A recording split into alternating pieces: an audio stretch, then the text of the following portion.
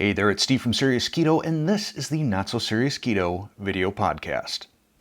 On last week's podcast, I ended it sort of philosophically, although perhaps not as eloquently as I would have liked, as I asked 3 questions. And I didn't ask them real well, but clearly from your responses, you understood what I was trying to ask. And what I was trying to ask was, if you knew that you were going to die tomorrow, how would you live your life today? Question number 2 was, if you knew that you were going to die a week from now, what would you do or make sure that you do over the course of that week? The third question was, if you knew that you were going to die in a year, what would you want to do with your life during that year? Then the final question was, having answered those first 3 questions, what are you going to do about it? The intent was, we all have a limited amount of time. It may be a lot of time, it may be a little time. But regardless, we should be living our lives to our fullest. And I think in order to do that, we need to recognize that we've got limited time. So the final question was really there to help propel you and me to do those things that we would do if we knew that we had limited time. So to put my money where my mouth was, my first one was that I would savor every moment with my family. And I've been doing that. In fact, I've been doing that for a while. I used to not be very good at that. I was pretty self-absorbed and easily distracted. And I think what changed over the last couple of years for me, one is starting meditation. I think that's really helped me become very mindful and in the present. 2, having a grandson. That has been an amazing, life-changing experience. And it's kind of allowed me to take a little bit of a mulligan on being a dad. Now I can, as a grandparent, just savor every single moment. And then I think the final thing is just, there's been a fair amount of personal turbulence in my life. And I think that's helped ground me. And so I guess that's my one day thing.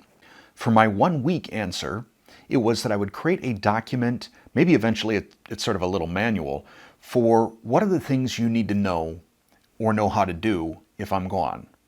So everything from passwords to websites to subscriptions that should either be canceled or billing information should be changed, banking information, retirement information, where any of my money is or is coming from, that sort of stuff. I think also as time goes on and I find myself fixing things or repairing things around the house, notes on that, like how to reboot the cable modem and router, what to do if the Fire TV stick isn't working, things like that seem to happen on a regular basis. What do you do if the garbage disposal gets jammed? How do you fix that? How do you reset that? How do you reset breakers? All the things that I find myself having to fix and repair and preventative maintenance type stuff, get that into a document for my family. And I have started that, and that will be an ongoing document. For the question, what would I do if I had a year? I said I would want to change a life for the better, or multiple lives. And a number of you commented that you felt that I was already doing that with Serious Keto, and I'm flattered and humbled by that, so thank you.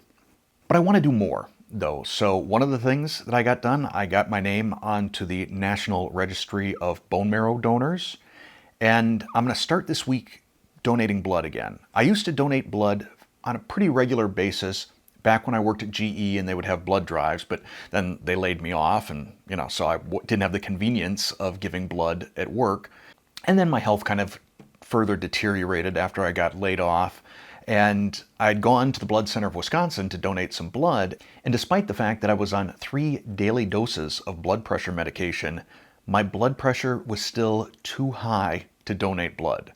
But now that I'm in better shape and I'm off of blood pressure medications and my blood pressure is where it should be, I'm going to start getting back onto a regular cadence of donating blood. And who knows, maybe at some point this year I'll figure out some other thing that I can do. I would prefer it to be sort of a habit, like donating blood or donating a certain amount of money to a charity or doing some sort of charitable work. I think that's better than those sort of one-time activities. Anyhow, that's where my brain is right now. And I hope that those of you who answered the questions that I asked last week, whether you did them in the comments or you just did them in your brain, that it's motivated you to start doing those things. I sure hope so. If not, I hope that this reminder has encouraged you. We are now in a new month, which means a new 24 and 21. For those of you who are new to the podcast and aren't familiar with 24 and 21, this is something I kicked off in January. Basically, the premise behind it is rather than creating a New Year's resolution that most of us don't stick to, we would take smaller things on a monthly basis, one good habit we would like to start, and one either bad habit we want to break or something that's just not valuable in our life, something that maybe even detracts from value, detracts from our time, saps our energy, and get rid of those. And by doing two, one good, one bad, per month, 24 in 2021. So the positive habit that I was going to add for April was the Wim Hof breathing method. I was already doing the whole cold thing that he does, so taking cold showers, but I got the book, the Wim Hof method, and I started doing the breathing. And I didn't do a great job. I think probably I had about a 50% daily hit rate on it. And as a result, this is also going to be my positive for May. I feel like I need to take another shot at this. I didn't enjoy it a whole bunch. For starters, the breathing itself just felt very weird to me. You know, my lips would get tingly and my eyes would tear up and I would start yawning in the middle of a breath. It did feel pretty cool holding my breath for the first minute to minute and a half. After that, I found I started getting a little bit anxious. And I don't know that I've felt anything especially profound then occur in my life as a result of doing this breathing exercise. I would be curious to know, for those of you who've been doing the Wim Hof method for any period of time, have you felt changes? And if so, what? Did you see a change in blood pressure or resting heart rate or better sleep or anything? I'd really like to know, because that would probably help encourage me to stick to the method a little bit better. In terms of the book itself, I will probably do a review of this in next week's podcast. For April, the bad habit I got rid of was drinking energy drinks. So I used to drink Monster Ultra Zero, and then suddenly that had like 6 carbs in it. They changed the label. So I shifted to, Rockstar, I don't know what it was called. Rockstar Super Zero, Ultra Mega Total Zero, Silver Ice or something. And really found that I enjoyed that probably a little bit too much. But that I cut out with the exception of one day. One day I let myself run out of coffee and I needed the caffeine hit, and I figured if I had coffee, I would have to go to the grocery store, I'd have to buy some coffee, I'd have to bring it home, I'd have to brew it. It's quicker to just run to Walgreens and grab myself one of these energy drinks. So that's what I did. One day out of 30, I'll take that. So in terms of May, like I said, my positive is going to be I'm going to take another shot at the Wim Hof breathing method. In terms of the what I'm going to get rid of, this goes back to my if I were going to die tomorrow thing, savor every moment. One of the things that I feel gets in the way of me savoring every moment is my phone. Like a lot of people, I have it with me all the time, and I just feel compelled to be looking at it all the time, to be looking at something. I think a big thing that I look at is my YouTube comments. One of the things that I've kind of prided myself on in this channel is having the comment section feel like a community, feel like a place where if you leave a comment, you're going to get some sort of a reply from me, whether it's a written reply or whether it's a heart or something.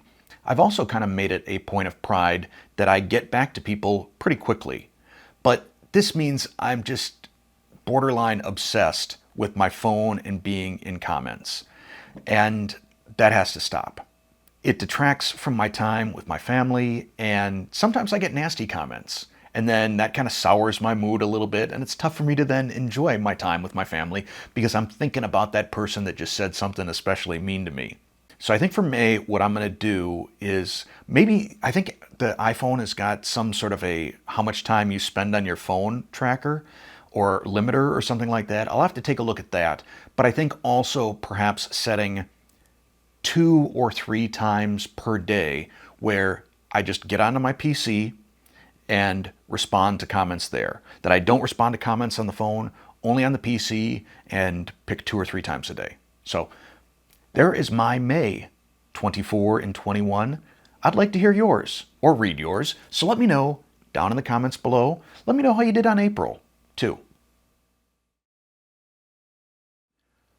One of the features that I promised I would start doing in the Not So Serious Keto video podcast is cookbook reviews. Probably every other week, maybe once a month. We'll see what the cadence is. But I teased that a couple of weeks ago, and this week we are going to do the first one, which is Michael Ruhlman's How to Roast. This is the first of a series of 3 books, and I had first heard about it on an Alton Brown podcast when he had Michael Ruhlman as a guest. And he said that he was going to do 4 cookbooks, each on a specific cooking technique. The first was how to roast, the second one was, I believe, how to braise, third one was how to saute, and I don't know what the fourth one was supposed to be. Maybe fry? Bake? I'm not sure. But it wound up being just 3 books, and the first is how to roast. This is not a huge cookbook. In fact, there's only 23 recipes in this book. As you page through, you'll also notice there's a pretty significant amount of white space in terms of margins and around pictures. So if you place your value of a cookbook on how much content it contains, this is a little bit thin, both literally and figuratively. But it makes up for lack of quantity with a whole lot of quality. It begins with Ruhlman really explaining a lot of the fundamentals about roasting. Tips, tricks, lessons learned, shortcuts, things that any home cook should know if they are going to be roasting. He then gets into the recipes, and I really love the recipes. Some of the things that I love about this are, first, he lists the ingredients in the order that you use them, which should just be common sense, but very often I see in cookbooks and on recipe sites, they do not do that. Next, as he goes through and he gives each of the descriptions, both in imperial measurements as well as Celsius, all of the action words are in bold and capital, so that really as you're working through a recipe, you don't have to read. You can just scan, you can look and see the words and kind of know what you're supposed to do. I like that. Additionally, the photography in this book by Donna Turner Ruhlman is great. It's fantastic. And I love when you get into like step-by-step pictures showing, how to truss a bird or how to carve a turkey. Great stuff. In terms of how keto-friendly this book is, I would say very keto-friendly. I went through this, looked at every single one of the 23 recipes, and out of them, 14 are keto-ready. No modification required at all. 4 of them were just subtle modifications. For example, there's a roasted potato dish, which I'm sure you could use some sort of potato substitute, whether that's chayote squash or turnips or parsnips or something like that, that's lower in starch, lower in carbs. There were a couple others too that are right on the edge of keto, kind of heavy with roasted tomatoes, which I suppose if you're sort of in a keto maintenance phase, probably okay. But if you're deep into keto weight loss phase, probably need to hold off on those. And then there were 5 recipes that just were flat out not keto at all, like roasted pineapple with caramel sauce. Not going to be keto. On the whole, for a non-keto cookbook, I'm probably going to give this an A- in total. It's a great book. One thing I probably would have preferred to have seen, though, is to see all 3 of these cookbooks combined into one big volume, rather than have me pay a bunch of money for the hardcover aspect. I'm guessing that's where a lot of the cost is. For 3 books, you would just have a hardcover around 1. Probably costs less than buying 3 separate books. Anyhow, I will link to this book down in the description below. Pretty good stuff. Another feature that I do from time to time on the podcast is answer a frequently asked question from you, my viewers. And this week's question is, Who or what do you see as your competition? And the answer to that is really everything. Everything is my competition. Anything that you do with your time other than binge watch Serious Keto, that's competition. So if that's reading a book, or if that's watching a show on Netflix, or if that's going out for a walk, or if that's spending quality time with your family, unless that quality time is spent binge watching Serious Keto, that's competition.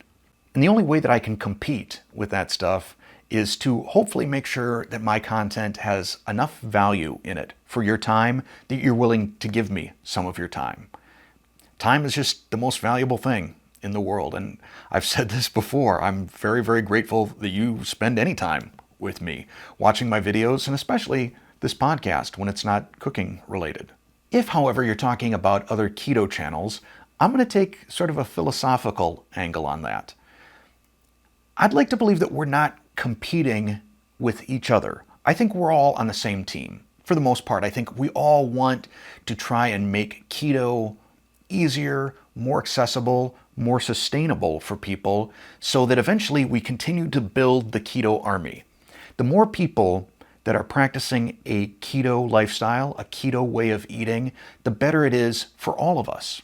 We're able to support each other more. We're able to perhaps drive certain market forces. So perhaps we wind up seeing more keto-friendly products with clean keto ingredients and priced in a way that it's not 200, 300% more than a comparable non-keto product.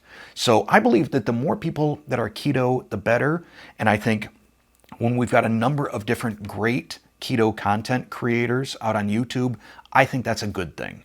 So like I said, it's like being on a team. We're on a team together, and when you're on a team, sure, you would love to be the person that scores the winning goal or gets the most points. But ultimately, if you're on a winning team and can celebrate as a team, I think that feels good. So I don't really look at most channels as competition.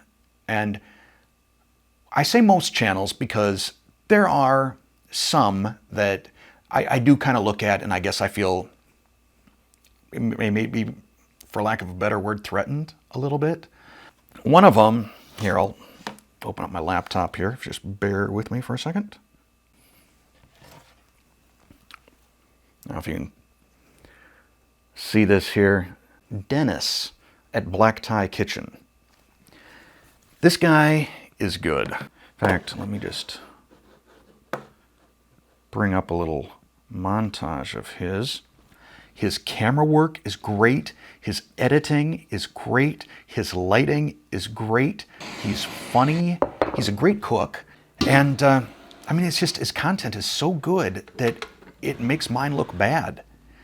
And as a result, I have to destroy him. So here's my plan. I'm going to earn his trust. I am going to infiltrate his organization. And I am going to sabotage it from the inside. Maniacal laugh. I'm sorry, what do you just say? How much of that did you hear? Pretty much all of it. You want to destroy me and sabotage my channel. Hey, Mike, come here. Hold on a second. I'm going to find where you're at right now. What? Tracking IP. What are you doing? Locking it. Give me a couple seconds. Hold on. What are you doing? It was a joke. Found you. I'll see you around, Steve. Okay, how do I close this? Track my IP. Stop. Okay. That was awkward. I don't know a whole lot about IP tracking. Can someone actually figure out your location from your IP address? I mean, I know he's like an IT whiz and stuff too. He's got that going for him. Okay, so that was weird. Let's just move on because it kind of weirded me out. So Easter eggs. Last week's Easter egg was a Star Wars thing. I was wearing the Finn t-shirt, and then I had. I'm still a little bit shaken, honestly, from that. Behind me, I had the First Order Stormtrooper. And since we're in May, and Tomorrow, if you're watching this on Monday, would be May the 4th. If you're watching it on Tuesday, it would be May the 4th. So, Star Wars Day, May the 4th be with you. I'm not sure that I have any more in the way of topics. I'm still weirded out, honestly, that whole thing with Dennis. He struck me as a nicer guy than all of that. But, so I think... Oh, jeez. Great timing. Yeah, they couldn't have waited like one more... Couldn't have waited one more minute for me to actually end the podcast. So, let me just... What the... All right, hang on for just a second. I'm going to pull this up on the doorbell cam and see what the big deal is there.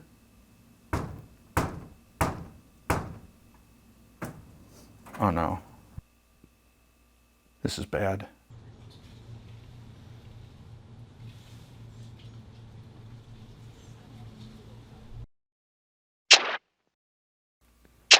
Thanks for watching.